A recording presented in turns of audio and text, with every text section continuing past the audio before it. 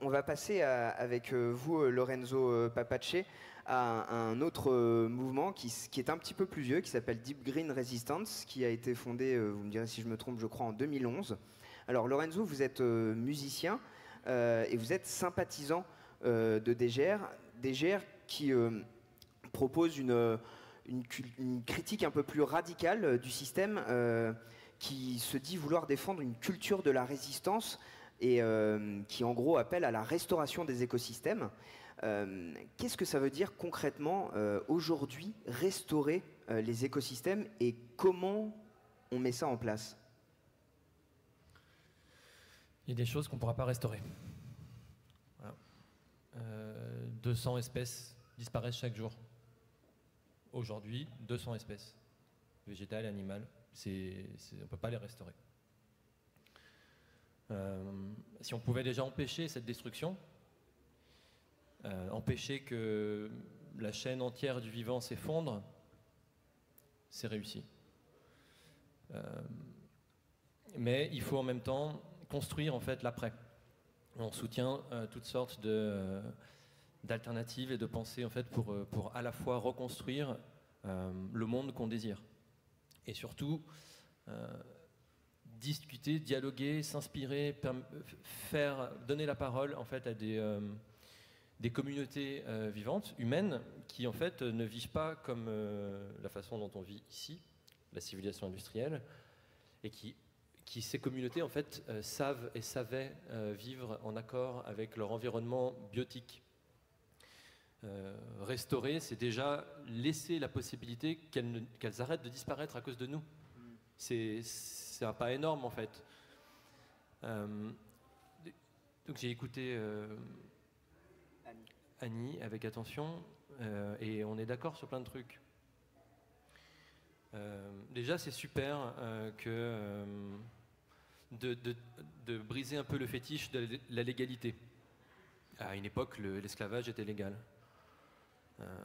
De plus en plus de gens se rendent compte que les urnes, les manifestations tranquilles, voilà, ça, c'est chouette, hein, on se sent bien, on fait partie d'un tout, mais bon, ça va nulle part, c'est pas à la hauteur. Et je trouve ça super en fait que ces gestes soient lancés, que de plus en plus de gens en fait s'y retrouvent. Maintenant, je pense qu'on n'a pas exactement la même analyse de qu'est-ce qui est la catastrophe. J'ai entendu parler d'un deuil, en fait, de faire le deuil de quelque chose à venir, et j'ai pas envie de faire le deuil de quelque chose à venir parce que il se passe des choses en ce moment, en fait. On est conscient que cette société n'est pas résiliente. Quand j'entends on va potentiellement vers la catastrophe, et on voudrait que le gouvernement le dise, mais la catastrophe, en fait, elle arrive déjà. Elle est déjà là. En fait, ce système, ce vaste système d'exploitation, d'aliénation, de destruction du vivant est une catastrophe en soi. Et ce qu'on aimerait, c'est arrêter ça, en fait, le plus vite possible. Mais donc, concrètement, quand on parle de culture de la résistance, c'est face au système actuel, c'est pas face à ce qui arrive, c'est ce que vous dites. Et donc, au quotidien, comment ça se manifeste? Par exemple, les élections européennes. Vous n'y trouvez pas de réjouissance particulière dans les résultats des forces écologistes? J'ai pas envie de parler des élections. Mais pourquoi? C'est intéressant. Non, mais ouais, peut-être. Parlez-en. Peut-être on pourra discuter. Enfin... Mais c'est ce qui est intéressant, c'est de comprendre pourquoi, pour vous, ce scrutin n'était pas une fin en soi, ça on l'a compris, mais pourquoi il n'est pas nécessaire, pourquoi il n'est pas une étape par laquelle il faut passer? En fait, l'État n'est pas un outil neutre, l'État est un outil d'exploitation, de domination. Si aujourd'hui on est plus ou moins conscient en fait du danger auquel on fait face et de la destruction du vivant, destruction totale, une guerre totale qui est menée contre le vivant sur toute la planète de façon mondialisée, il faut comprendre les sources de ça. Maintenant, si on pense que l'État est un outil neutre, qu'on va pouvoir prendre le pouvoir et puis régler ce problème, on a une très mauvaise analyse politique, idéaliste et naïve. L'État est un outil à dominer, un outil à exploiter. pas du tout un outil à, je sais pas, à préserver l'environnement, parce qu'il ne l'a jamais fait. Notre devoir, c'est de penser le plus justement possible avec ça. Je sais que là, je lance des choses et ça mériterait beaucoup d'approfondissement. C'est très difficile et c'est pour ça que DGR, c'est surtout une analyse politique en fait. Et si ces sujets vous intéressent, je vous invite vraiment à lire les livres, poser des questions. Mais non, pour moi, la solution ne viendra pas d'en haut.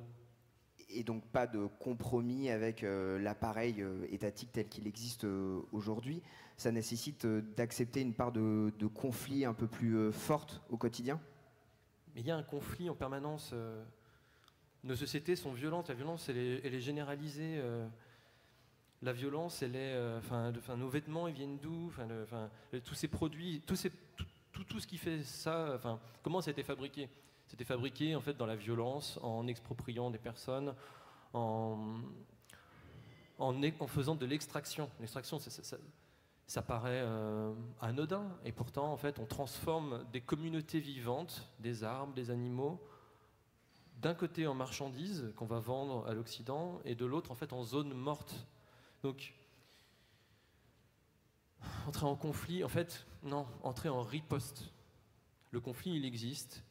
La guerre est menée contre le vivant, on n'en a pas forcément conscience que c'est une guerre. Parce qu'il y a de la lumière, parce qu'on a de la nourriture dans les magasins, donc ce n'est pas les images d'une guerre qu'on a. Pourtant, si on faisait partie d'autres communautés, humaines, non humaines, on se rendrait compte que c'est une guerre. Le contraire de la non-violence, en fait, c'est pas la violence. C'est pas... Quand on critique la non-violence, c'est en tant que dogme. C'est-à-dire, nous, on a choisi nos tactiques d'action et elles sont valables, en fait, peu importe l'objectif. C'est prendre les choses à l'envers, en fait. On a un objectif, peut-être le même, peut-être pas le même, et ensuite, les stratégies en découlent, les tactiques en découlent. Elles sont en fonction de l'objectif et en fonction des situations et du nombre de personnes. L'opposé de la non-violence n'est pas la violence, mais une diversité des tactiques dans laquelle j'inclus pas du tout le recours aux institutions, puisqu'elles sont le nœud du problème, elles sont le cœur du problème.